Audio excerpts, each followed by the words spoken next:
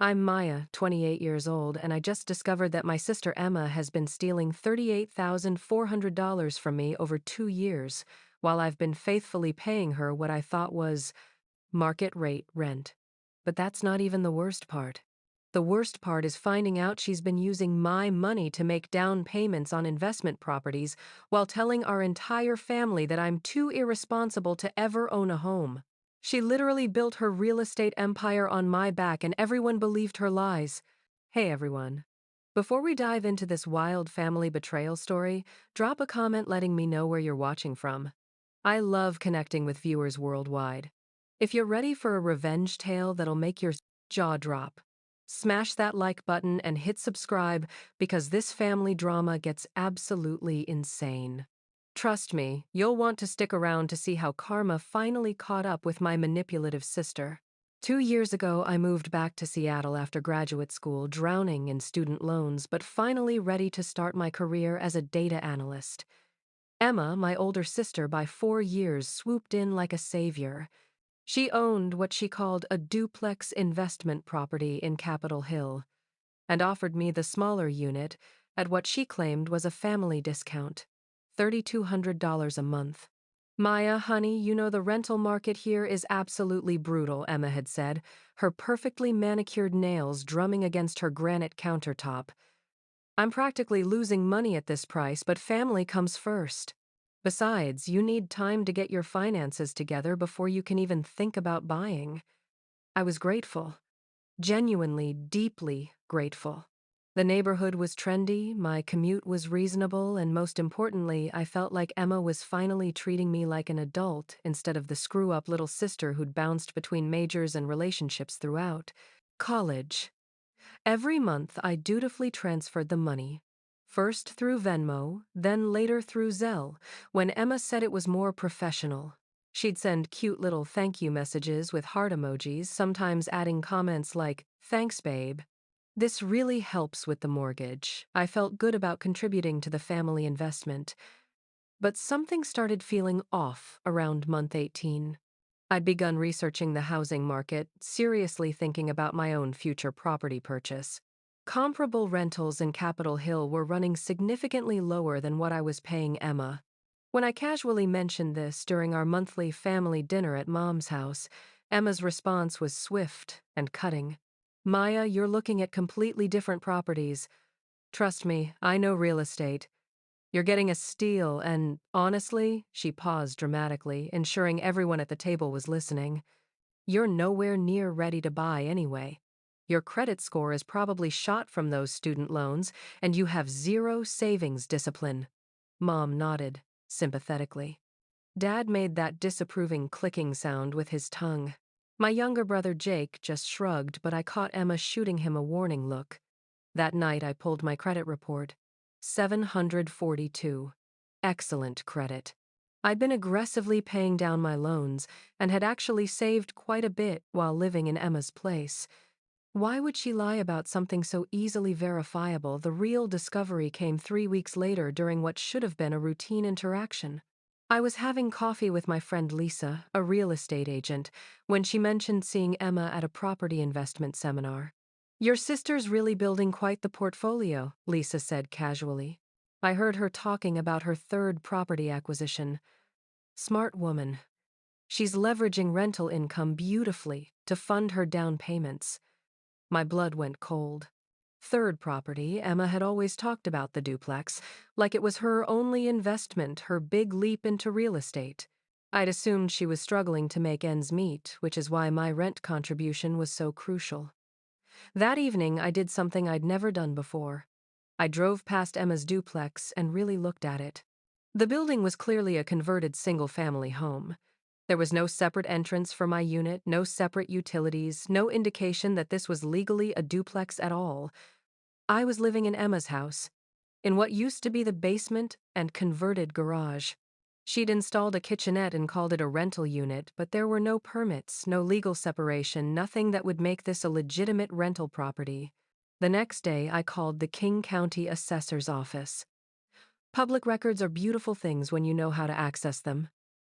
Emma had purchased the property 3 years ago for $450,000. The mortgage was $3,200 monthly. My rent wasn't contributing to her investment.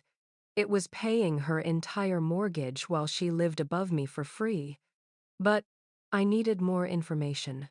I started digging deeper into public records, and that's when I discovered the real scope of Emma's deception.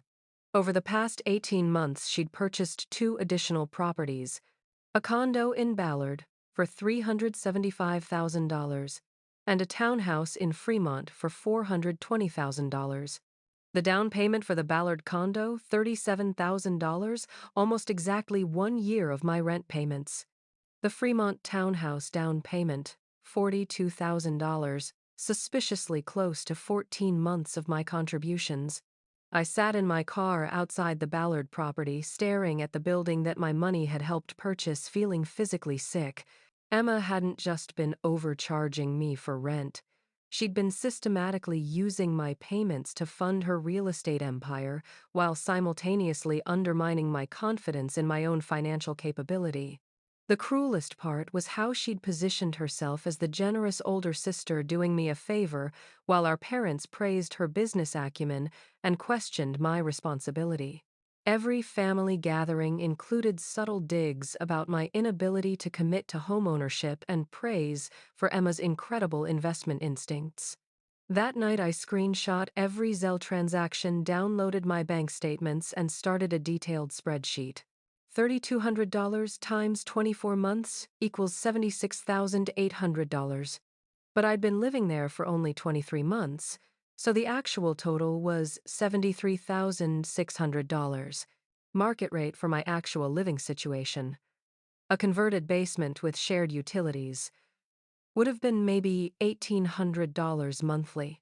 Emma had been overcharging me $1,400 every month, pocketing an extra $32,200 over nearly 2 years. I'd been funding my own sister's lies about my financial incompetence. She'd used my money to build wealth while systematically destroying my reputation within our family. Every time she bought a new property, she'd made sure to mention at family dinners how some people just aren't ready for real estate investing while looking pointedly at me. The rage that filled me wasn't the hot, explosive kind.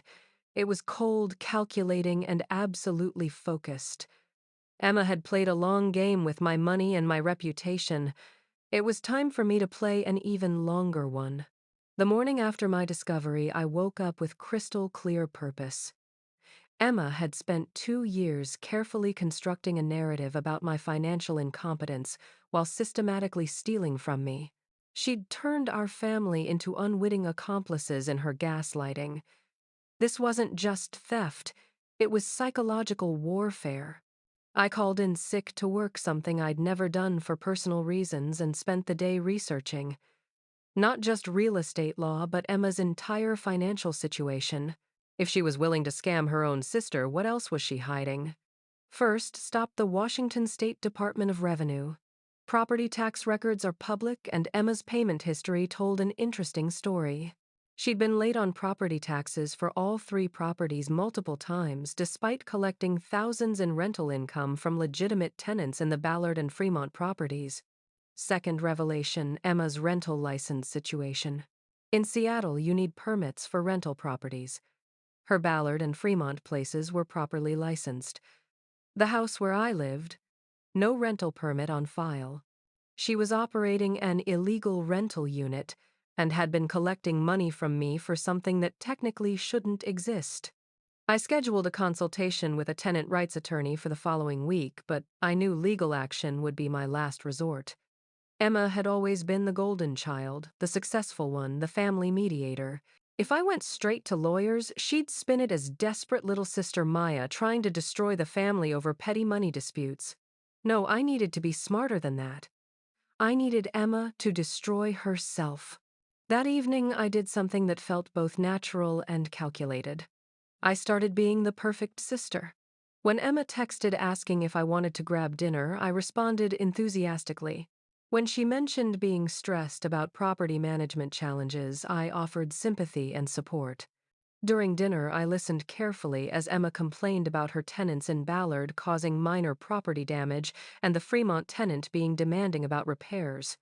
She was leveraged to the hilt using rental income to cover multiple mortgages, and any disruption in that income flow would be catastrophic. "You're so smart about all this real estate stuff," I said, playing the admiring little sister perfectly. "I feel like I'm learning so much just by living in your property. Maybe someday I'll understand investing like you do." Emma preened under the praise, launching into a detailed explanation of her investment strategy. She talked about leveraging rental income, using other people's money to build wealth, and how most people just don't understand creative financing.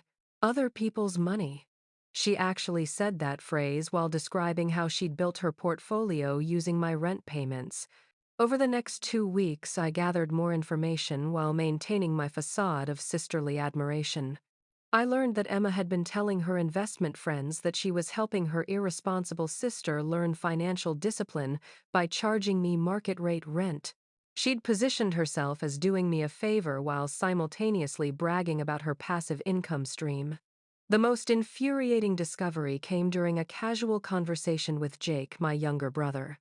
He mentioned that Emma had been advising him against lending me money for a car down payment, telling him I was terrible with financial commitments and would probably default and ruin family relationships. Jake, who'd always been straightforward with me, seemed confused when I asked for specifics. "She said you've been struggling to make rent payments consistently, and that's why you're not ready for any major financial responsibilities. But that doesn't sound like you, Maya. You're usually pretty responsible with money." Emma had been lying about my payment history to justify her narrative about my financial incompetence. Every month I'd paid on time, often early. But she'd been telling our family that I was unreliable, creating a false foundation for her claims about my inability to handle homeownership. This was when I realized the full scope of Emma's manipulation. She wasn't just stealing my money. She was systematically destroying my reputation to justify the theft. In her mind, if everyone believed I was financially irresponsible, no one would question why I couldn't afford my own place or why I needed her generous help. I started documenting everything. Every conversation, every family interaction, every time Emma made disparaging comments about my finances, I recorded her giving Jake advice about my supposed financial instability. I screenshot her social media posts about being a successful real estate investor and helping family members learn responsibility. The attorney consultation confirmed what I'd suspected. Emma had violated multiple tenant rights laws, operated an illegal rental unit, and potentially committed fraud by misrepresenting her property as a legal duplex. The overcharging alone constituted theft, and the illegal rental situation opened her up to significant city fines. But the attorney also warned me about family dynamics and public perception. "Your sister has created a narrative that benefits her financially and socially," she explained. "If you challenge her directly, she'll likely double down and paint you as vindictive or unstable. You need to be prepared for that backlash." That night, I made my decision. I wasn't going to confront Emma privately or give her a chance to spin the situation. Instead, I was going to systematically dismantle the false narrative she'd built using the same careful planning and manipulation she'd used against me. Phase 1: Financial Independence. I needed to move out without giving Emma any warning, cutting off her income stream and forcing her to scramble. But I couldn't just disappear.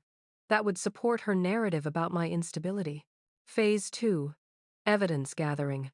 I needed documentation that would speak for itself, making Emma's lies impossible to maintain when confronted with facts. Phase 3: Public revelation. When I finally exposed Emma's theft and manipulation, it needed to be comprehensive, undeniable, and devastating to the false reputation she'd built. Emma had played a long game with my money and my family relationships. She'd been patient, methodical, and ruthlessly focused on her goals. She'd taught me everything I needed to know about strategic thinking and calculated revenge. Now it was time to be an even better student than she'd ever imagined. My first move was securing alternative housing without alerting Emma. Through Lisa, my real estate friend, I found a legitimate one-bedroom apartment in Fremont for $1,800 monthly, exactly what I'd estimated my current living situation should cost. The building was professionally managed, properly licensed, and had actual tenant protections, but I needed to time everything perfectly. Emma's cash flow depended on my monthly payments, and I wanted maximum impact when I disrupted that income stream. During this planning phase, I made a discovery that changed everything. While researching Emma's properties more thoroughly, I found something that made my blood run cold. Emma wasn't just overcharging me.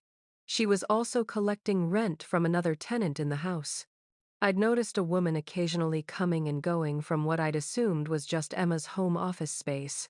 Her name was Carla, and she was paying Emma $1,500 monthly to live in what was essentially a converted walk-in closet with a tiny window. Emma had created 2 illegal rental units in her house and was collecting over $4,700 monthly while paying only $3,200 in mortgage costs. Carla was a nursing student, working multiple jobs, incredibly sweet, and completely unaware that her living situation violated multiple housing codes. When I casually mentioned the lack of proper permits during a brief conversation, she looked genuinely confused. Emma told me she was working on the permit paperwork, Carla said. She said it was just a temporary delay with the city bureaucracy. That conversation happened on a Tuesday. By Friday, I'd documented everything about Carla's living situation, including photos of her bedroom that was clearly a converted storage space, with inadequate ventilation and no proper emergency egress. Now I had evidence of Emma running an illegal rooming house, overcharging vulnerable tenants, and systematically lying about permit status. This wasn't just sibling rivalry anymore. Emma was exploiting multiple people and putting them at risk. I reached out to Jake privately, asking him to coffee without mentioning anything about Emma or real estate. During our conversation, I carefully guided the discussion toward family finances and future planning. Emma mentioned you were thinking about asking family for help with a car loan, I said casually. Jake immediately looked uncomfortable. Yeah, she told me that would be a terrible idea because of your situation with rent and stuff. She said you've been struggling to pay on time and it would be unfair to ask mom and dad to help me when you haven't gotten your finances sorted. I pulled out my phone and showed Jake my banking app, scrolling through 2 years of perfectly timed rent payments to Emma. His expression shifted from confusion to anger as he realized the implications. She's been lying about you, he said quietly. Why would she do that? Instead of launching into accusations, I asked Jake to help me understand something that had been bothering me. I showed him public property records for Emma's 3 properties, explaining what down payments typically look like for real estate investments. Jake was studying finance at UW, so he immediately grasped the mathematics. Wait, she bought 3 properties in 18 months. With what money? Her job at the nonprofit doesn't pay that much. That's what I'm trying to figure out, I said carefully. Maybe she's just really good at saving, or maybe she has income streams I don't know about. I let Jake draw his own conclusions, watching his face as he processed the timeline of my rent payments alongside Emma's property purchases. When he started asking specific questions about rental income and investment financing, I knew he was beginning to see the pattern. Maya, Jake said slowly, I think you need to talk to someone about this. This doesn't look right. But I wasn't ready for that conversation yet. Instead, I asked Jake if he'd be willing to help me understand real estate investing by attending an open house or 2. I wanted him to see firsthand how much legitimate rental properties cost and what proper duplex conversions actually look like. The following weekend, Jake and I toured several rental properties in Capitol Hill and Fremont. We saw real duplex conversions with separate entrances, proper permits, and legal tenant protections. Jake kept making comments about how different these properties were from my living situation. At one property, the owner mentioned that illegal rental conversions were a serious problem in Seattle, with some landlords facing massive fines and forced tenant relocations when the city discovered unpermitted units. That would be devastating for the tenants, Jake commented. Imagine thinking you had a legitimate lease and then finding out you might have to move with no notice because your landlord was breaking the law. That evening, Jake called me with questions about Emma's property permits and whether I'd ever seen documentation proving my unit was legally rentable. I told him I'd never thought to ask for permit documentation, playing the naive little sister who trusted family members completely. During this same period, I started building relationships with Emma's legitimate tenants in her other properties, not to cause trouble, but to understand the full scope of her operation. What I discovered was that Emma was actually a decent landlord to her paying customers, responsive to repairs, reasonable about lease terms, and professional in her communications. The stark difference between how she treated legitimate tenants versus family members was telling. Emma wasn't just a slumlord exploiting everyone, she was specifically manipulating people she felt she could control through emotional leverage.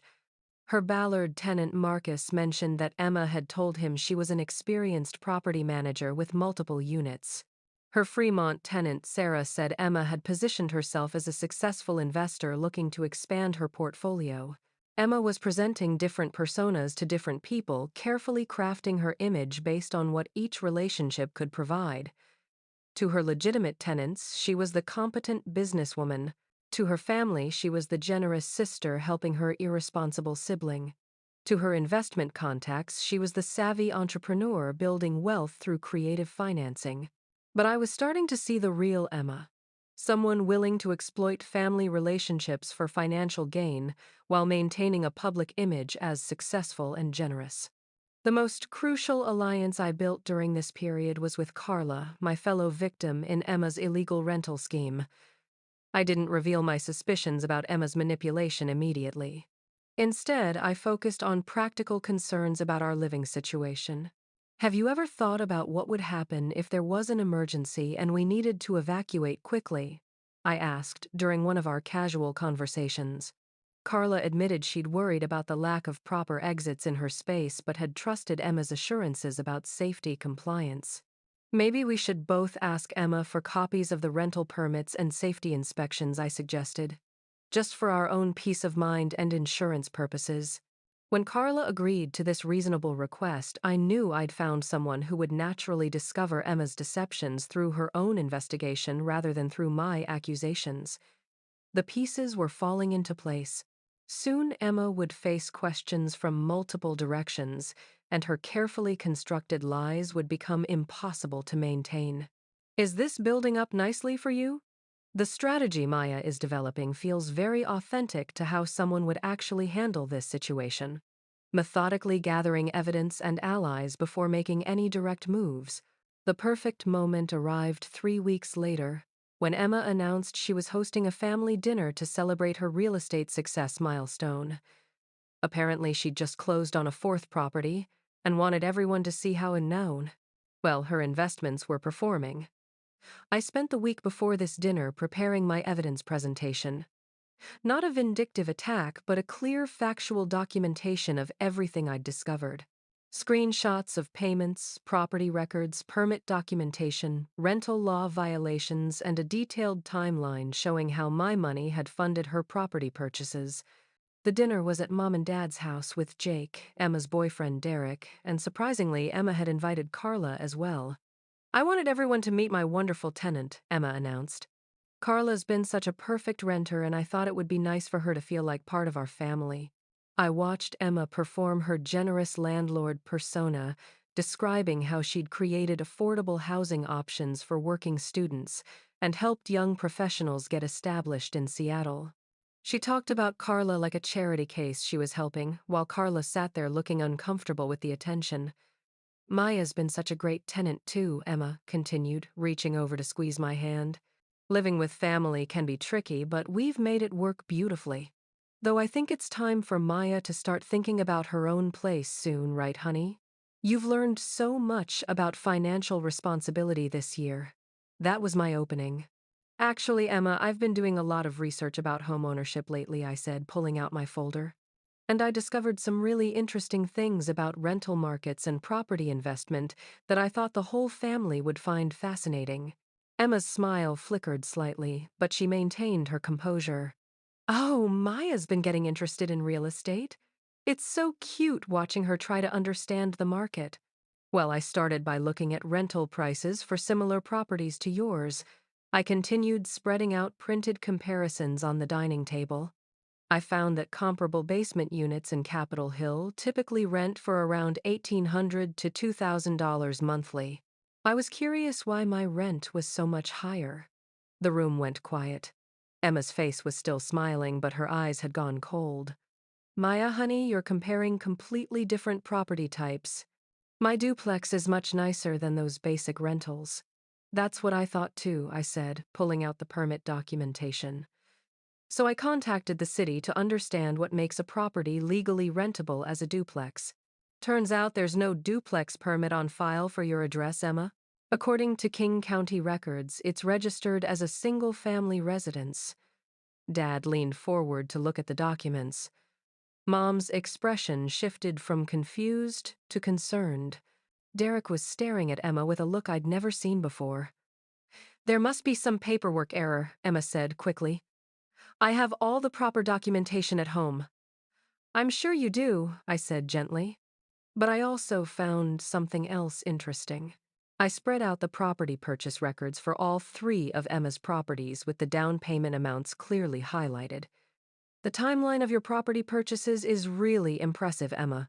Especially when you compare the down payment dates with my rent payment schedule. Jake was already doing the math in his head. I could see his expression changing as he realized the correlation between my monthly payments and Emma's investment funding. Maya, what exactly are you suggesting? Mom asked, though her tone indicated she was beginning to understand. I'm not suggesting anything, I replied. I'm just sharing information that I found confusing. For example, the Ballard condo down payment of $37,000 happened exactly 1 year after I started paying Emma $3,200 monthly. The Fremont property down payment of $42,000 happened 14 months later. Carla spoke up for the first time. Emma, I've been meaning to ask you about those rental permits we discussed. When I contacted the city about renter protections, they said there were no permits on file for residential units at your address. The room erupted in overlapping conversations. Dad demanding to see Emma's proper documentation. Mom asking pointed questions about rental law compliance. Derek looking at Emma like he was seeing her for the first time. Emma tried to regain control. This is ridiculous. Maya, you're turning a simple family arrangement into some kind of conspiracy theory. I've been helping you establish credit and learn financial responsibility. By overcharging me $1,400 monthly for an illegal rental unit, I asked quietly. I wasn't overcharging you anything, Emma snapped, her careful composure finally cracking. You were getting exactly what you paid for. A converted basement with no legal rental permit, no proper emergency exits, and shared utilities, I said, consulting my notes. While you used my overpayments to fund real estate investments that you then bragged about at family dinners. Jake slammed his hand on the table. Emma, you told me Maya was struggling to pay rent on time. You said she was financially irresponsible, and that's why I shouldn't ask her for help with anything. You told our parents I wasn't ready for homeownership while using my money to buy your 4th property, I continued. You systematically undermined my reputation to justify stealing from me. Derek was staring at Emma in horror. You told me Maya was barely making ends meet, and that's why you were being so generous with her rent. You said you were practically subsidizing her living expenses. The truth was finally emerging from multiple directions, and Emma couldn't maintain her different personas simultaneously. Her story was collapsing under the weight of her own contradictions. This is insane, Emma said, standing up abruptly. You're all turning on me because Maya's jealous of my success. I built my portfolio through hard work and smart investing. With my money, I said simply. $73,600 over 23 months. Money that should have gone toward my own down payment instead of funding your lies about my financial incompetence. Mom was looking at Emma with an expression I'd never seen before. Deep disappointment mixed with genuine shock. Emma, please tell me this isn't true. But Emma had no response that could reconcile the documented facts with her previous claims. She'd been caught in a web of lies so complex that any explanation would only reveal more deception.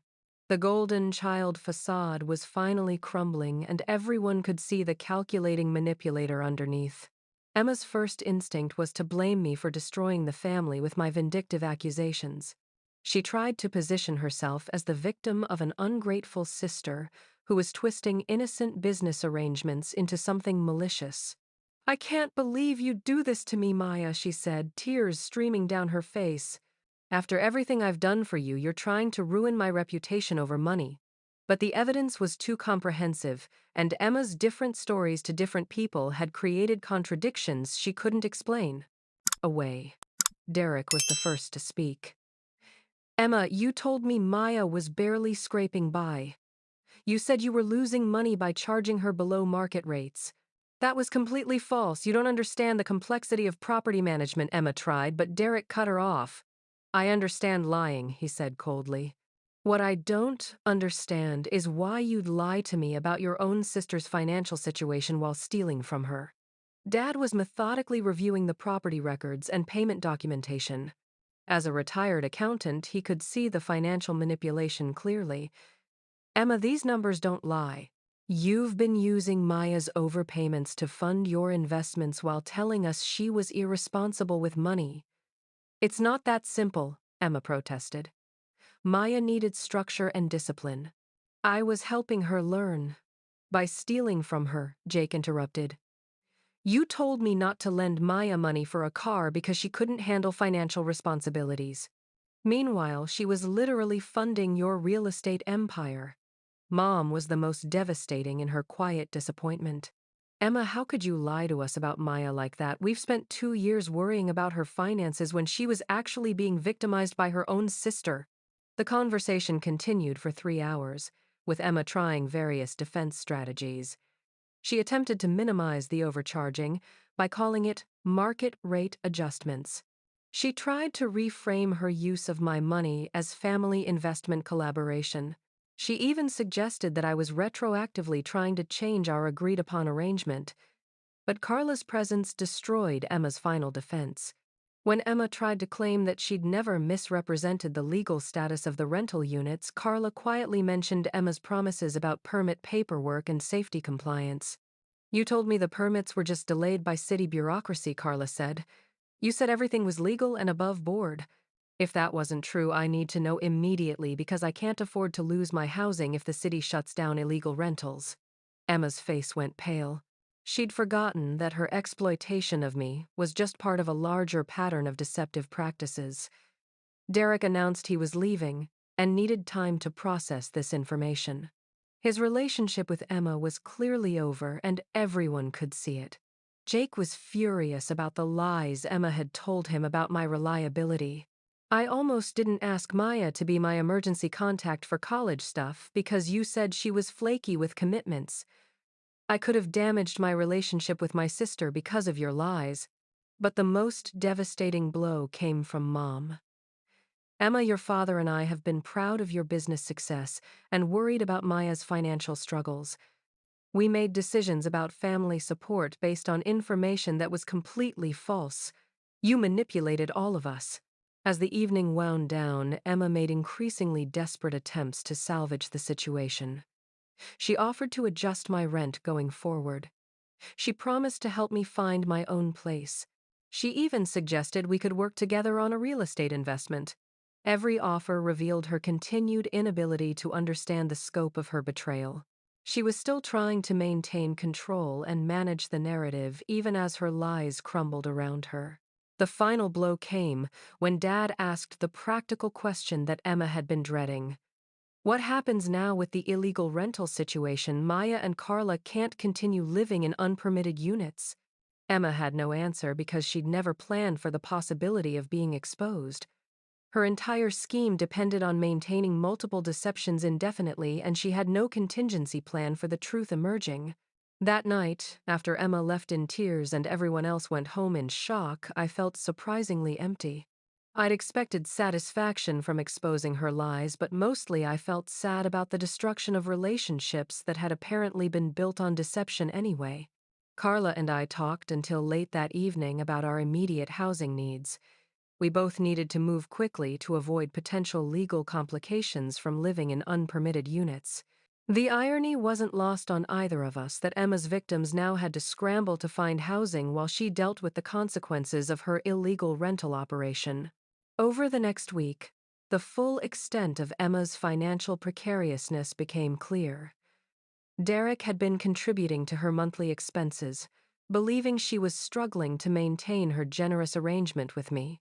Without his financial support and my rent overpayments, Emma was suddenly facing a cash flow crisis.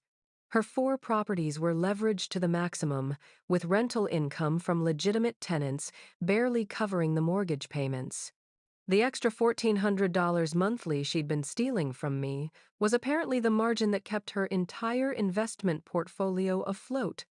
Jake called me 3 days after the dinner to tell me that Emma had contacted him asking for a temporary loan to cover some unexpected expenses. When he mentioned this to our parents, they'd realized that Emma's entire real estate empire might be a house of cards built on exploitation and deception. Maya, I think Emma's about to lose everything, Jake said. And honestly, I don't feel sorry for her anymore. She did this to herself. The golden child was falling fast, and the family members she'd manipulated were no longer willing to catch her. 3 months later, I was settled into my legitimate apartment in Fremont, paying $1,800 monthly for a space that actually met housing codes and came with real tenant protections. Carla had found a wonderful shared house near UW with other nursing students. We'd both escaped Emma's exploitation and found genuine housing security. Emma's real estate empire collapsed exactly as predicted. Without my overpayments and Derek's financial contributions, she couldn't maintain her leveraged investments. She was forced to sell the Fremont townhouse at a loss to avoid foreclosure, and the Ballard condo went into short sale within 2 months. But the most satisfying consequence wasn't financial, it was social. Emma's reputation within our family and her professional network was permanently damaged by her systematic lying and exploitation. The narrative she'd spent years building about being the successful, generous sister was replaced by the reality of her manipulative and predatory behavior. Mom and Dad completely restructured their relationship with both of us. They apologized repeatedly for believing Emma's lies about my financial irresponsibility and began asking me for advice on their own retirement planning. The shift from seeing me as the family screw-up to recognizing me as actually the most financially stable sibling was profound. Jake and I grew closer than we'd ever been. He felt guilty about the times he'd believed Emma's stories about my unreliability, and he made a point of including me in decisions about his future plans. When he graduated and needed help apartment hunting, he asked me to be his co-signer, because he trusted my financial judgment. The legal consequences for Emma were significant, but not as severe as they could have been. The city fined her $12,000 for operating unpermitted rental units and required her to bring the property into compliance or cease rental operations entirely. She chose to sell the house rather than invest in proper conversions. More importantly, Emma's networking connections in the real estate investment community evaporated when word spread about her unethical practices. Seattle's investment community is smaller than people realize, and Emma's reputation for exploiting vulnerable tenants made her a pariah among legitimate investors. Carla and I became genuine friends through our shared experience. We supported each other through the housing transition and bonded over our mutual relief at escaping Emma's manipulation. Carla later told me that my approach to exposing Emma's lies had inspired her to be more assertive in other areas of her life where people tried to take advantage of her trusting nature. The most unexpected positive outcome was my relationship with Derek. After his breakup with Emma, he reached out to apologize for not questioning her stories about me sooner. We became friends, and he later helped me understand some warning signs of financial manipulation that I might encounter in future relationships. 6 months after the confrontation dinner, I made an offer on a small condo in Capitol Hill. Ironically, just a few blocks from Emma's former house.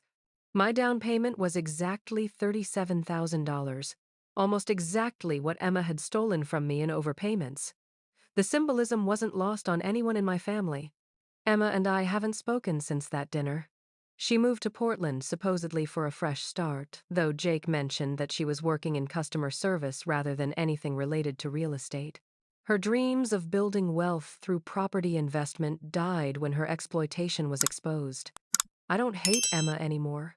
I understand now that her manipulation came from a place of insecurity and desperation rather than pure malice. She'd built an identity around being the successful sister, and when that identity required increasingly elaborate lies to maintain, she chose deception over honesty. But I also don't miss her.